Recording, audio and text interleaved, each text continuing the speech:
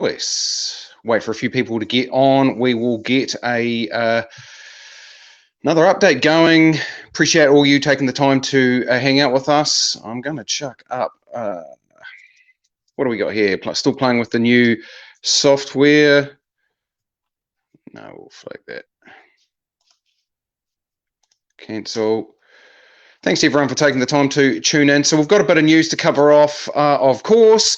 Want to bring attention to something specifically. There seems to be a coordinated effort through independent media, and we had someone reach out to us. I see that this story has been covered on a few different outlets there, but we'd like to bring some attention to this plight of a Tokeloan family on the island of Nukunonu. Forgive me, please, if I do pronounce this incorrectly. Before we dive into that, though, if you have joined us, we're doing live updates as often as possible now. We're covering off national and international news. And if you like what we do, both through the lives and our long-form interviews here on Kiwi Voice, get amongst it, support us with stars on Facebook. So they seem to be the most common way that we're getting donations come through. If you haven't signed up for stars before, it's really straightforward. And if you do so now, you will get a bonus, couple of 100 stars, which you could happily chuck our way for us, pointing that out to you. Thanks to people that have jumped on. Really appreciate it. Let's bring this news up there once I get this added on. Oh, we haven't got the presentation added. No problem. Let's add it. Won't take a moment, team. There she goes. So let's get amongst it. So what we've got in front of us here is a bit of information, as I say, that's been shared with me. It's about a Tokeloan family on the island of Nukunonu, where, put simply, they are under a prolonged house arrest, or what they call house isolation, for refusing to take the COVID-19 vaccine. Now, this is real. This is actually happening. Who we've got on the screen here are the mother, father, top left and top right, daughter, and who's 16, and son 26. They've all been placed under house arrest for refusing to take the jab under Jacinda Ardern's father's leadership, Ross Ardern. That's whose face is in the middle of the screen there. So he is the administrator of Tokelau, which is the highest political position over there, because the key thing to remember with this story is that these people are New Zealand citizens. So yeah, I will post these up on Kiwi Voice after this live that tells a brief story of each of these members and how, just purely from refusing to take the COVID-19 vaccine, they have been put under house arrest. Sound too far-fetched? Well, let's have a look at the evidence that's been presented to us.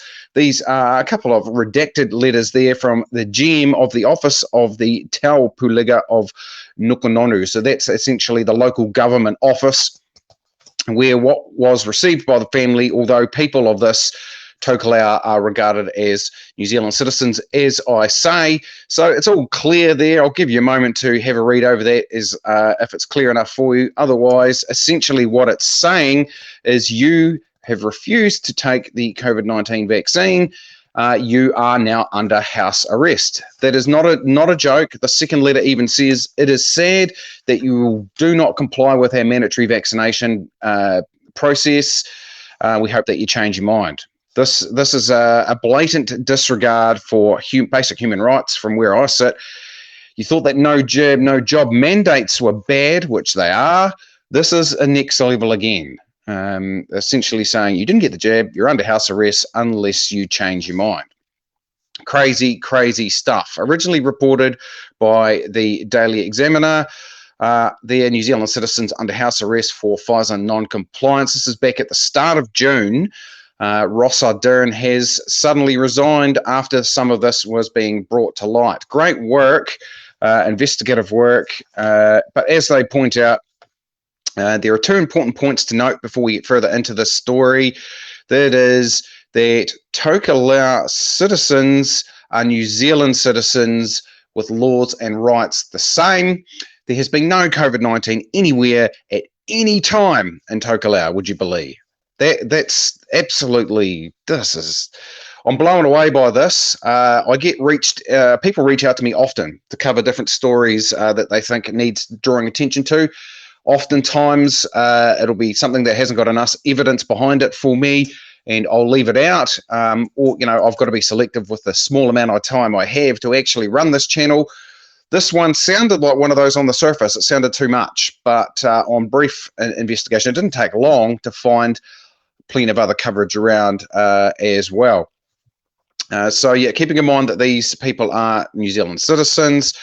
After doing this investigative work some great investigative work I've written down in my notes here from, now forgive me, I'm going to butcher these Samoan Island names, Talanoa, Sa'ao, and the Daily Examiner, where they sent letters to anyone that would listen, including our PM. The Tokaloan Council met to discuss the families under house arrest on another island, Atafu, and on May the 13th, the unvaccinated families in Atafu were released from house isolation. This is what's showing on this slide here, as reported by the Daily Examiner, albeit with severe restrictions. So they were allowed out of their house, but they weren't allowed to go to church, no visits to the shop, no attendance of village gatherings, and no going to certain other places. The house arrested, though, in Nukunonu, which this story is focusing on, are still under house isolation, awaiting a council hearing sometime this month where the Taupolinga will discuss their punishment. And again, that's the local government, essentially. Now, in early August of this year, Ross Arden was present at the Taupolinga council meeting in Atafu through the internet, where the non-compliant families were being rebuked. The families were under house arrest and pleading to be released. Instead of advocating for the rights of the New Zealand citizens, Ross Arden instead added his rebuke of the family members by telling them to stop listening to silly people on the internet and trust the government for truth. Let's read that again. On Monday, the group had to stand before the Taupolinga and they were rebuked for their stance. Ross Arden was present through video call or Zoom, and he told them to stop listening to silly people on the internet and to trust in the government for truth. So in a roundabout way, excising draconian power to keep these people under house arrest for not taking an experimental vaccine. Real shame. Ross Arden has since resigned, and Don Higgins is now the administrator for Tokelau. So this is all real, team. This is actually happening to the lovely people over there. Check out Chantel Baker's page. I implore you for further detail. There's an interview on there. Independent View has covered this as well. And Liz Gunn's page, Free NZ, I have been informed, is about to post an interview with family members as well. Our thoughts are with these people at this time. Shocking stuff. Let's move on. Though, meanwhile, in Holland, what is going on in Holland, people? Well, this is something. Before we get into that, let's just bring this forward. Now, I have made it, a point of mine here at Kiwi Voice to look into further protest action across the world. I did that today, and by golly, was I blown away. I have relatives over in Holland. That is my heritage. I have family in Enschede and Amsterdam. I reached out to one of them and said, hey, look, I've heard some word around the traps about what's going down in Holland. Family there. She said, check out Twitter and the hashtag. Now, I'm not even going to try and pronounce it. It's a Dutch hashtag. It's being used, though, all across Twitter. And what did we find? We found We Are the Protesters, this incredible Twitter page. And it's just, it's blowing me away what's going on around the world. You'll see we've noted it in the ticker there for anyone that's paying attention. Protests all over the earth right now against farming regulations, fuel prices, all of that sort of stuff. And we're looking at this hashtag Borenopenstand. Now, I'm probably going to be pronouncing that wrong, I'm sure. Borenopenstand. Attempting to get my Dutch lingo in there. Apologies if I have butchered it. But large protests are erupting all over Holland as the government recently issued in a raft of climate change legislation that, much like what Groundswell is trying to tell everyone here, is starting to make farming over there untenable. If you're on Twitter, I urge you to go and check out this page. We Are the Protesters, or We Are Protesters. I've got some freeze frames here that gives you some idea of the scale of what's going on. They're noting there that farmers are issuing an ultimatum to the government threatening to block airports, ports, and all distribution centres in the country from Monday. This hashtag is trending across Twitter, showing footage and photos of farmers gathering all over the country. Spraying manure on government buildings, would you believe? Look at this stuff. They are getting right amongst it, letting their, I don't know if I agree with that tactic per se, but that is what is actually happening, and just generally participating in some good old-fashioned civil disobedience against these regulations. Moving on over to Canada, you'll see that strongly mobilised for several days. Oh, sorry, I've gone one step too far. Notes, going back here. Strongly mobilised for several days. Farmers are issuing that ultimatum. German farming groups have also announced their support for the protest day, also, which is targeted for the 4th of July, Independence Day. They're using that one. Meanwhile, in Canada, as the country celebrates Canada Day, pro-freedom protests continue across the world. They are raging against Trudeau's government. They've begun their march there. This is about 2 days ago in Ottawa, the scene of the original truckers' protests, of course. Chants of Trudeau must go, ringing out as they move down the street. Urge you to check out Twitter there for the full video.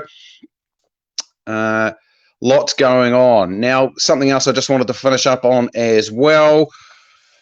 Death threats made against man who led counter-protest against Freedom and Rights Coalition. So this has been reported in the Herald. The ODT is having a field day with this one. We mentioned it yesterday, so it's best that we follow up. Freedom and Rights Coalition held a protest in the Tongan yesterday.